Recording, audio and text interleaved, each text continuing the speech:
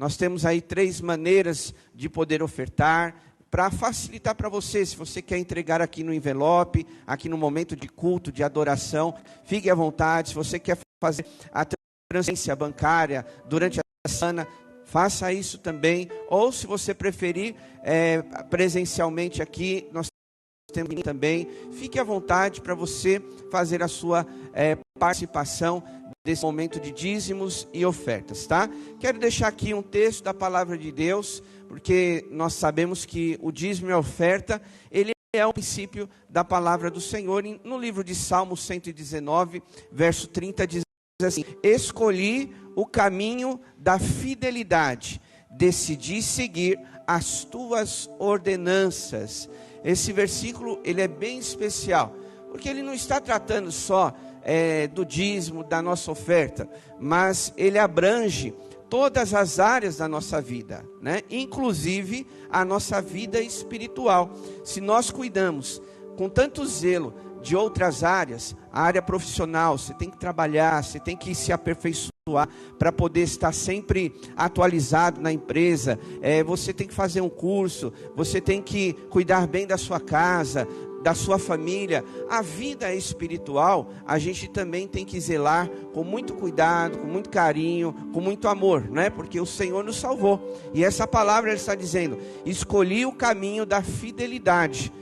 A gente olhar para a palavra de Deus e aprender o que ela está me ensinando sobre como ser fiel a Deus, porque eu tenho certeza que Deus, ele é fiel comigo e com você também, né? O Senhor, ele é fiel. A palavra de Deus diz isso. O Senhor Jesus, ele é o mesmo ontem, hoje e eternamente. Isso diz muito sobre a fidelidade de Deus para conosco.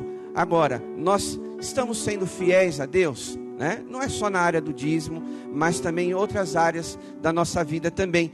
E aí tem a resposta: decidi seguir as tuas ordenanças. Então é uma decisão. Eu acredito que tudo na nossa vida se baseia nas nossas decisões, né? A gente não pode jogar a responsabilidade da minha vida para outro. Eu não fui na igreja porque fulano não foi. Eu não li a Bíblia porque o pastor não falou para ler. Eu não fiz o jejum porque na nossa igreja não fala para fazer. Não, cada um tem a sua responsabilidade, né, como filhos e filhas de Deus. E aí é uma decisão que nós devemos tomar, né? Quando você vem no culto, ouvir uma palavra, participar desse ambiente de adoração, com certeza Deus, o Espírito Santo, vai nos conduzir a uma decisão, né? Você tem que tomar decisões. A nossa vida diária já é assim. Você tem que decidir: olha, eu preciso ir trabalhar porque é com isso que eu pago as minhas contas. Olha, eu preciso ir para esse curso porque ele é importante na minha vida. Eu preciso ir no médico porque eu estou me sentindo mal, né? De repente alguém pode dizer: a vida cristã, a vida espiritual nossa não é diferente, meus irmãos. Nós temos que tomar decisões. E eu espero que você sempre tome as melhores decisões com Deus. Amém, igreja? Vamos orar, e depois da oração você pode sair do seu lugar, adorar a Deus e entregar o seu dízimo e a sua oferta. Querido Pai, em nome de Jesus, em tua presença aqui estamos, te louvamos, ó Deus, por essa oportunidade de estarmos aqui na sua casa e de mais uma vez nós podemos te louvar também agora através do nosso dízimos e da nossa oferta, Pai. Que o Senhor multiplique na vida financeira dos nossos irmãos, que cada um tenha essa consciência da nossa responsabilidade como filhos de Deus, que nós tenhamos um coração generoso para abençoar a tua obra e tantas outras atividades que nós fazemos que envolve a tua igreja, como essa do SOS Rio Grande do Sul. Obrigado pela vida dos irmãos que contribuíram, que estão trazendo suas doações, que nós como igreja estamos enviando para aquelas pessoas, que elas também sejam cuidadas pelo Senhor. De alguma maneira, estamos vendo, ó Pai, o sofrimento de muitas delas e pedimos que o Senhor esteja presente ali, de alguma forma, ajudando essas pessoas que estão sofrendo. Também te agradecemos pelo jantar que foi realizado, para a compra dos equipamentos da multimídia. Nós te louvamos, Pai, porque nós queremos investir na tua igreja, nós queremos que a nossa igreja, ela avance cada vez mais nas transmissões, no ambiente de culto. E obrigado a Deus, porque os irmãos estão contribuindo, estão ajudando. E eu peço que aqueles que porventura ainda não puderam, seja a situação que for, que o Senhor também abençoe essas vidas. Mas se for por negligência, que o Senhor também desperte esse coração, porque nós somos um povo, nós somos uma família espiritual, uma igreja local, e nós precisamos da ajuda uns dos outros. Abençoa este momento, ó Deus, assim como o Senhor tem abençoado todas essas partes do culto. Nós oramos e agradecemos em nome de Jesus. Amém. Convido os irmãos para que se coloquem de pé.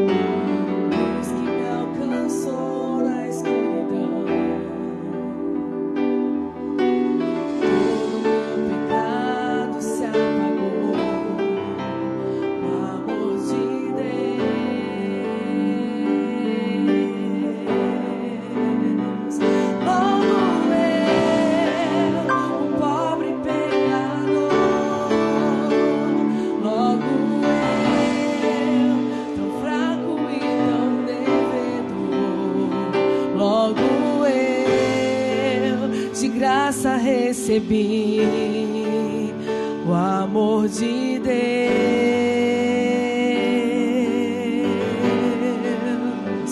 Logo eu, finito e carnal, logo eu, diante de um Deus imortal, logo eu, de graça recebi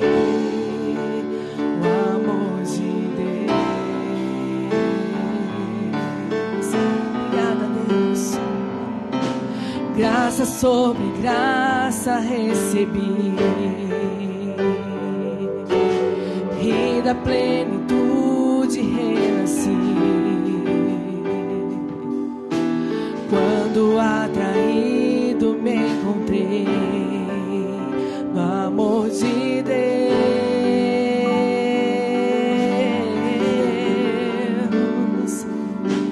viva e poderosa salvação. Ele é a luz, luz que me alcançou na escuridão. Todo meu pecado se apagou no amor de Deus. Logo eu, um pobre pecador, logo eu, tão fraco e tão devedor, logo eu, de graça recebi o amor de Deus.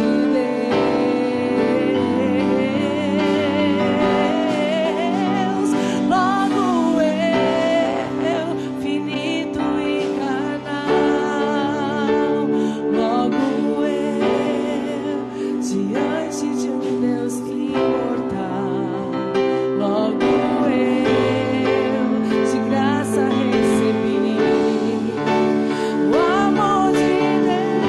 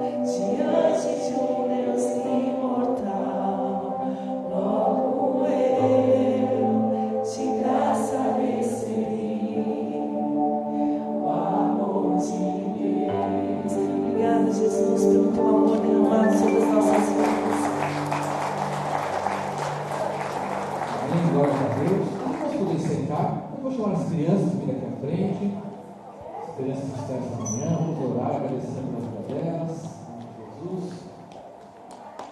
Assim tem uma abençoada.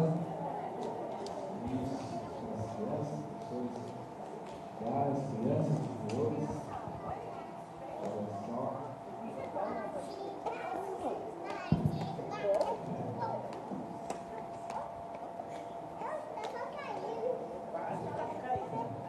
Vamos lá, então, abençoar as crianças, em nome de Jesus.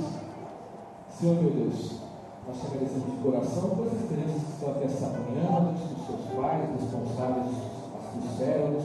Eu peço que as bênçãos do Senhor estejam continuamente sobre a vida delas, em cada dia, as protegendo de todo mal, fazendo que elas possam sentir o amor de Deus, que elas sejam abençoadas nos seus lares, e sejam abençoadas aqui na tua casa, Deus. Juntamente com o Ministério Infantil, os professores, com os demais meninos, Pai, que elas continuem se sentindo bem, felizes de estar na sua casa, Deus. Que aquilo que foi ministrado ao coração delas possa fazer que elas sejam felizes e que no tempo certo possa produzir frutos na vida espiritual. Por isso nós abençoamos elas e agradecemos por todas, em nome de Jesus. Amém. Glória a Deus. Vamos dar palmas para as crianças.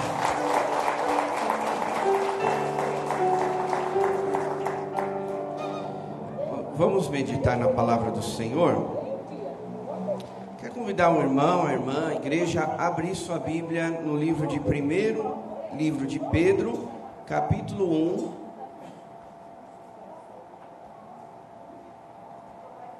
A partir do verso 13.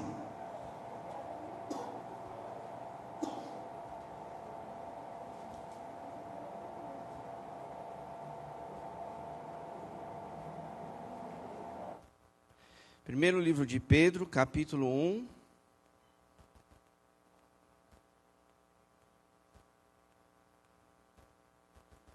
Verso 13 até o 16, nós vamos ler.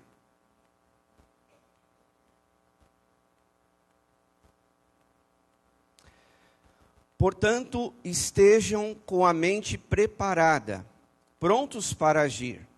Estejam alertas e coloquem toda a esperança na graça que lhes será dada quando Jesus for revelado. Como filhos obedientes, não se deixem amoldar pelos maus desejos de outrora, quando viviam na ignorância. Mas, assim como é santo aquele que o chamou, sejam santos vocês também em tudo o que fizerem. Pois está escrito, sejam santos, porque eu sou santo. Amém, igreja? Nós estamos já há alguns domingos falando sobre uma vida sobrenatural. Estava falando essa semana, numa das reuniões com a liderança da igreja, que a vida do crente, naturalmente, deveria ser algo sobrenatural. O sobrenatural na vida do cristão já deveria ser natural, porque nós já somos naturais por natureza, né? Somos carnais, pensamos de forma diferente como Deus pensa. É por isso que nós somos salvos por Cristo Jesus, para que a nossa mente, o nosso coração possa ir sendo transformado dia após dia. É por isso que o apóstolo Paulo, ele fala em Romanos capítulo 12, não se amoldem ao padrão deste século, mas transformem-se pela renovação da vossa mente. E quem é que renova a nossa mente? É Jesus, é Deus, é o Espírito Santo. E nessa nossa trajetória, nós vamos buscando este caminho para viver de forma sobrenatural. A gente falou, né, num dos domingos, que para nós vivermos de forma sobrenatural, a adoração, ela tem que ser um estilo de vida. Tudo que eu faço precisa glorificar o nome de Deus. Aqui na igreja, onde nós acabamos de cantar, é uma parte da minha adoração a Deus. Mas tudo que eu faço, em casa, no trabalho, no lazer, em qualquer área da nossa vida, precisa glorificar o nome de Deus. Paulo mesmo falou isso. Quer comais, quer bebais, ou fazer qualquer outra coisa, façam isso para a glória de Deus. Uma outra questão que nós falamos também, para vivermos de forma sobrenatural, é a oração. A oração, ela é fundamental nas nossas vidas. Eu sei que você ora, eu sei que você tem os seus momentos com Deus, mas a gente precisa sempre reforçar para a igreja a importância da oração. Paulo mesmo falou que nós deveríamos orar sem cessar. Então vejam que as bases bíblicas para uma vida sobrenatural nós temos e precisamos buscar viver desta maneira. As pessoas, elas precisam olhar para nós, olhar para a igreja e ver que há algo diferente em nós, que a gente vive um estilo de vida diferente. E hoje nós vamos pensar um pouquinho, rapidamente, porque nós temos assembleia, também vai ser rápido, mas para a gente não estender muito no horário, que nós precisamos também viver uma vida de santidade. Se nós queremos ter revelações de Deus, se nós queremos escutar a voz de Deus, se nós queremos ter experiências com Deus, não há outro caminho a não ser ter uma vida consagrada ao Senhor. Até porque santidade significa isso. De forma resumida aqui, né? Separado. Santidade significa consagrado. Deus te salvou para você ter uma vida consagrada a Ele. Uma vida separada para Ele. Você foi salvo por Jesus e para Jesus. E a gente tem que, né, como cristãos, obedecer a palavra de Deus, porque esses versículos aqui, ele mesmo diz no verso 14, como filhos obedientes, porque ter uma vida consagrada a Deus, não é fácil, meus irmãos. Ter uma vida que busca a santidade, não é tão simples como a gente imagina, porque aonde você vai, pode existir coisas que te atraem para longe de Deus. E não precisa você estar no lugar, você não precisa fazer algo. Dentro de você, já existem coisas que te levam para longe de Deus. Dentro de você, como assim, pastor? Os seus pensamentos, as suas paixões, que é o que a Bíblia mesmo fala, que se nós não tomarmos os cuidados necessários, com certeza, nós vamos ser levados por essas paixões que existem dentro de nós.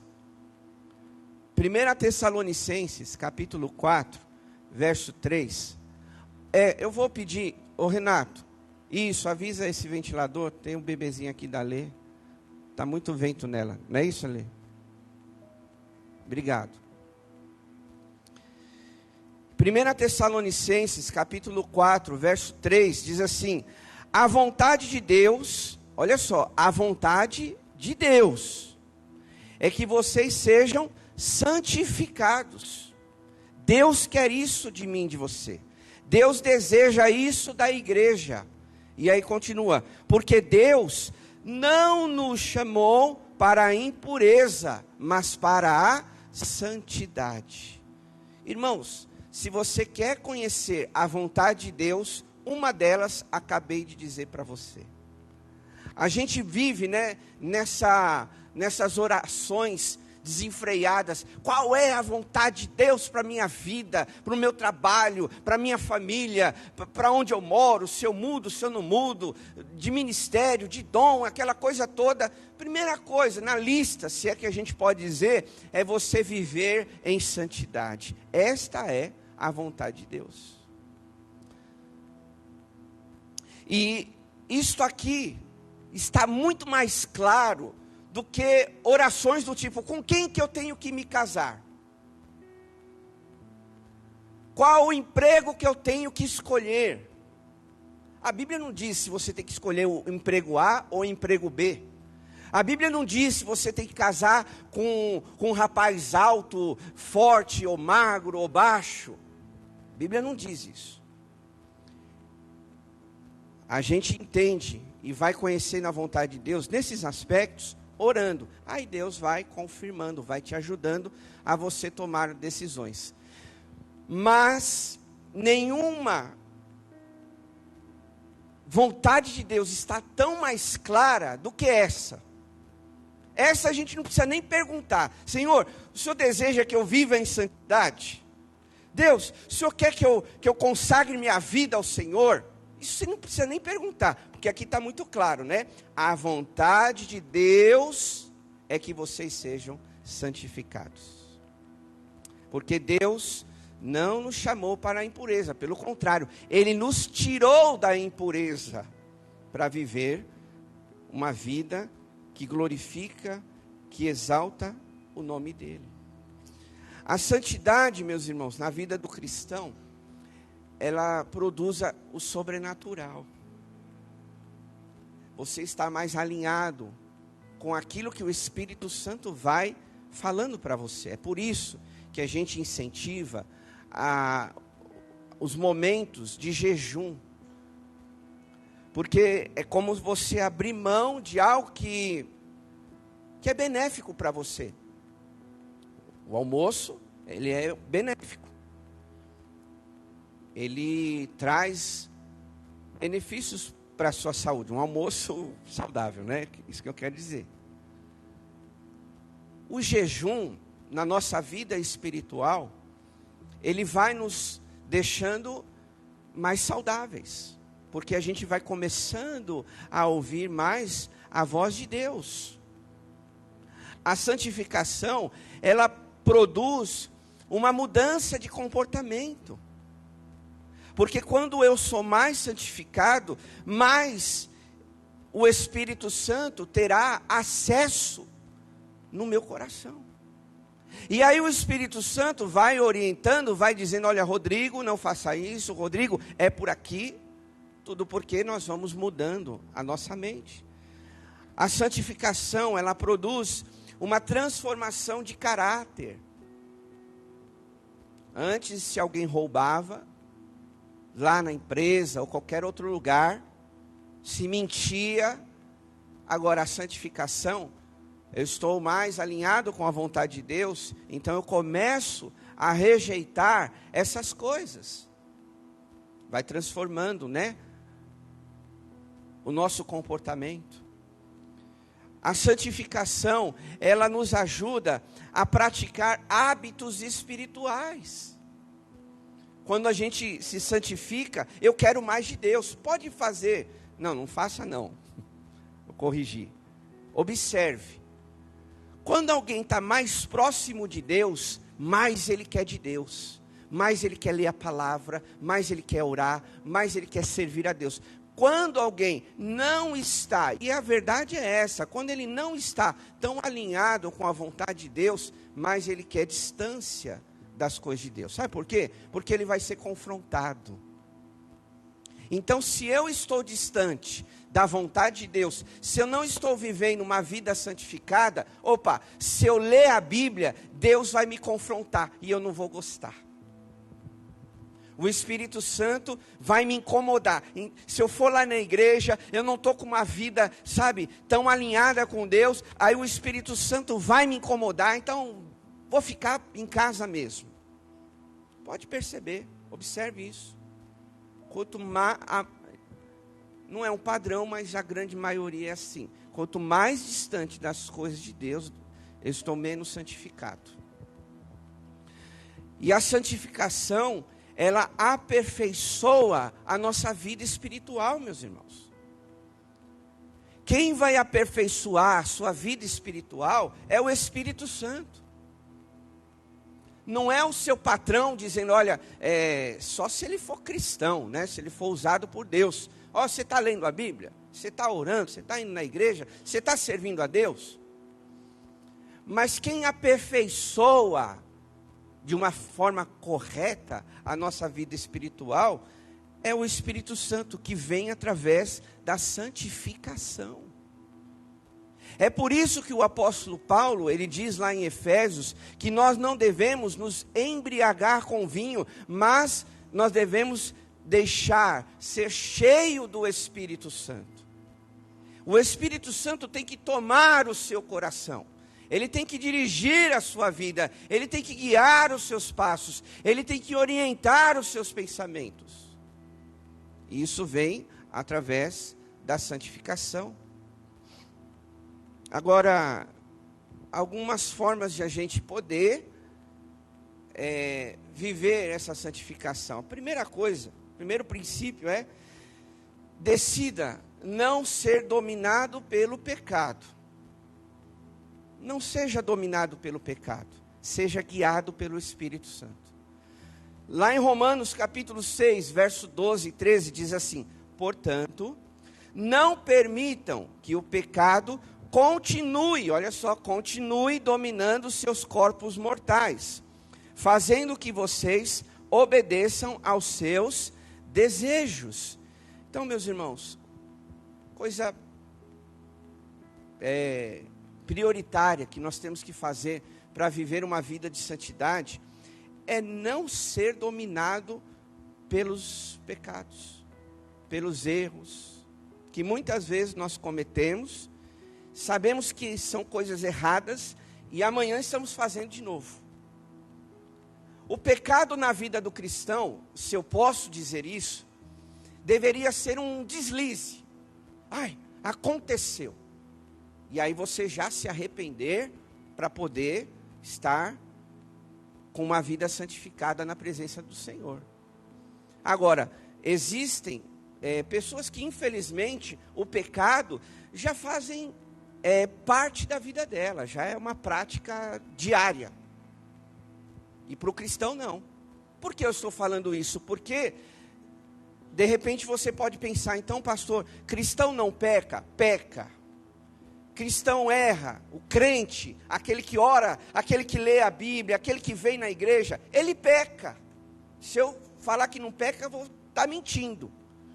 Mas o pecado na vida do verdadeiro cristão é um deslize, é um escorregão. Olha, eu escorreguei, mas não quero fazer isso, e rapidamente se afastar. Mas às vezes, a gente alimenta esse erro. Olha só o que Provérbios 28, 13 diz: o que encobre as suas transgressões jamais prosperará, mas os que confessa e deixa alcançará misericórdia. A gente acabou de cantar uma música que fala: de graça recebi. A salvação, o perdão dos pecados, não foi pelo seu merecimento, e nunca será. Será pela graça de Jesus. É um presente que Ele deu para mim e para você. Então, se Ele deu esse presente, a gente tem que, o que é que eu estou fazendo que desagrada a Deus? E praticar o que a palavra de Deus diz. Ela fala: se confessarmos os nossos pecados, Ele é fiel e justo para nos perdoar e nos purificar de toda injustiça. Então, isso quer dizer que há pecados em mim e em você que precisam ser confessados. Ah, não, pastor, eu não tenho pecado. Não, a minha vida está 100% com Deus. Você que está dizendo. Mas, se a Bíblia diz: se confessarmos os nossos pecados, então é porque em algum cantinho lá do teu coração é alimentado alguma coisa. Que aí a gente precisa descobrir nessa vida de santificação. Para a gente viver uma vida de santificação, meus irmãos, faça morrer o seu velho homem. Faça morrer. Em Colossenses, capítulo 3, diz assim: assim, façam morrer tudo que pertence à natureza terrena de vocês. Agora escute: imoralidade sexual, impureza, paixão, desejos maus, ganância, que é a idolatria. É por causa dessas coisas que vem a ira de Deus sobre os que vivem, escute isso, que vivem na desobediência. Então, se alguém vive na desobediência, sendo salvo, alguma hora Deus vai pegar. Porque aqui está dizendo, olha, é por causa dessas coisas que vem a ira de Deus para os que vivem. Ai, pastor, eu pequei, Deus vai me castigar?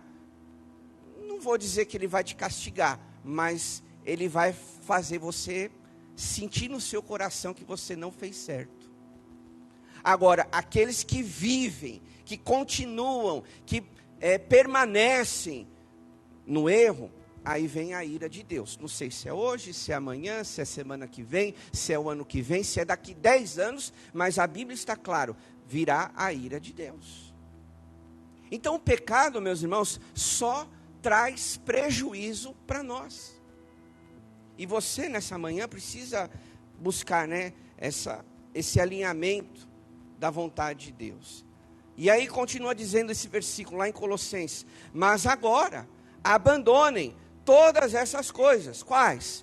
Ira, indignação, maldade, maledicência.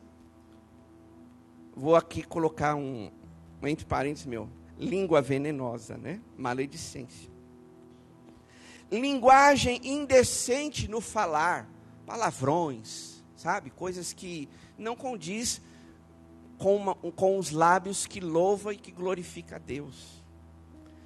Do mesmo coração, da mesma fonte, não pode jorrar 2 tipos de água. Só joga uma só, né? Não mintam uns aos outros, porque alguns falam assim, mas é só uma mentirinha, pastor. Pode. É pecado. Sempre teve, né? Eu cresci na igreja sempre ouvindo isso. Mentira é pecado, não é? Mentirinha então, pastor, às vezes para aliviar, né, a nossa vida com Deus. Mentirinha é pecado? É pecado. Se é mentirona, se é mentira ou mentirinha, não importa. A mentira não tem classificação, nível 1, nível 2, nível 3. Não existe isso. Mentira é mentira. Faltou com a verdade. E aqui está falando, não mintam uns aos outros. Se não fosse pecado, não estaria aqui. Aí a Bíblia ia falar assim, pode mentir, pastor Ricardo, né? Rodrigo, minta mesmo, fala as coisas duvidosas. Não minta uns aos outros, visto que vocês já se despiram do velho homem com suas práticas. Então, meus irmãos, olha a vida de santidade que nós devemos cada dia buscar no Senhor. Terceira questão, resgate a sua identidade, resgate isso, resgate na sua vida, porque a palavra de Deus diz lá em 2 Coríntios assim, se alguém está em Cristo, é uma nova criatura. As coisas antigas, meus irmãos, por que a gente alimenta hoje coisas que a gente praticava no passado? Não tem conversa, né? As coisas antigas já passaram, eis que fez tudo novo. Então, é o Senhor que está moldando cada dia o nosso coração. E a cada momento, nós vamos nos santificando na presença do nosso Deus. Então, resgate essa sua identidade. Pastor, qual é a minha identidade? Filho de Deus. Esta é a sua identidade. Eu vejo às vezes algumas pessoas perdidas na igreja, né, elas ainda não identificaram qual é a sua identidade. Por exemplo, quando você vai num estabelecimento, às vezes numa portaria de um prédio, o que eles pedem para você? Um documento. Qual é esse documento? O RG, CPF. É aquilo que vai mostrar quem você é. Seu nome, o número lá do seu registro, a data que você nasceu. Aquilo, em partes, é a sua identificação. Espiritualmente, a gente tem que lembrar, meus irmãos, qual é a minha identificação? Quem eu sou nessa terra? Eu sou filho de Deus. Quem nós somos? Somos a igreja de Jesus. Somos o corpo de Cristo, somos a noiva que Ele está preparando para vir buscar. Amém, igreja? Então, pense sobre isso, porque em Gálatas, já estou finalizando, diz assim, fui crucificado com Cristo. Seu velho homem ficou lá na cruz. Por que você está carregando ele nas suas costas? Fui crucificado com Cristo. Assim, já não sou eu quem vive, mas Cristo vive em mim. E a vida que agora vivo no corpo, olha só, vivo pela fé no Filho de Deus, que me amou e se entregou por mim. Amém, igreja? Você é filho e filha de Deus. Essa é a sua identidade. Se a gente fala, se você é filho, essa é a sua identidade, então você tem que ter características do seu pai. Você tem que ter o DNA dele. Se você nasceu em Cristo Jesus, um novo DNA foi posto em você. Felipe e a Lívia, meus filhos, eles têm características minha e da Juliana. Tem o nosso DNA. Espiritualmente, nós temos o DNA de Deus. E hoje, nessa manhã, o que nós estamos trabalhando é a ideia de que Deus é santo e nós também devemos ser santos. Deus pratica a santidade e nós também devemos praticar a santidade. Foi isso que o profeta Isaías falou quando ele teve aquela experiência lá no capítulo 6, quando ele tem aquela visão de quem é Deus. Ele via lá os serafins, lá os anjos, batendo as suas asas, dizendo: santo, santo, santo é o Senhor dos exércitos. Uma das características de Deus é a santidade. E eu sugiro que a gente também busque esta vida de santidade. Essa vida do DNA de Deus, da característica de Deus, como igreja. Vamos orar? Feche seus olhos. Como você tem vivido a sua vida cristã? Pense aí por alguns instantes. Sepulte o velho homem. Para de trazer ele sempre à tona. Tome uma decisão. Deus, olha, eu tenho praticado isso. Eu sinto que não é o que o Senhor quer. Então, hoje eu faço um propósito com o Senhor. Uma aliança aqui, firmo com o Senhor. Eu não quero mais praticar isso na minha vida. Resgate a sua identidade. Resgate. Eu sou filho, sou filha de Deus. Eu devo andar como meu pai anda, como ele fala, eu devo falar, como ele pensa, eu devo pensar, como ele age, eu devo agir. Eu tenho o DNA de Deus. Então, viva como um filho de Deus. Senhor, em nome de Jesus, em tua presença aqui estamos, Pai. E nós te glorificamos, te exaltamos por esta manhã, na tua palavra. Que o Senhor nos ensine cada dia mais. E hoje, ó Deus, ministrando, o Senhor nos fala que devemos andar em santidade, Deus. Ajuda-nos, Pai. Sabemos que não é fácil. Quantas ofertas, quantas coisas brotam dentro de nós, Pai, que muitas vezes nos levam a sermos corrompidos pelo pecado. Mas em nome de Jesus, Deus, nesta manhã, nós queremos primeiramente pedir perdão ao Senhor, se fizemos, se falamos, se pensamos algo que não te agradou. Perdoa os nossos pecados, nos arrependemos, Senhor, e declaramos que nós não queremos ter práticas que nos afastam do Senhor. Queremos dizer, Pai, nesta manhã, que não queremos falar, pensar coisas que não vêm do reino de Deus, porque nós somos teus filhos, e devemos, Pai. É um dever nosso, não é uma vontade, é um dever, é uma obrigação nossa, vivermos em santidade, porque a tua palavra diz: sede santo, porque eu sou santo. Nos ajuda, Pai, a viver em santidade, a praticar uma vida que agrada ao Senhor e longe do pecado. Abençoa a tua igreja, cada um que está aqui, continua conosco. Nós oramos em nome de Jesus. Amém. Irmãos, rapidamente, nós temos a assembleia. Então eu declaro a assembleia aberta, né? Com os seguintes assuntos: movimento de membros e comunicação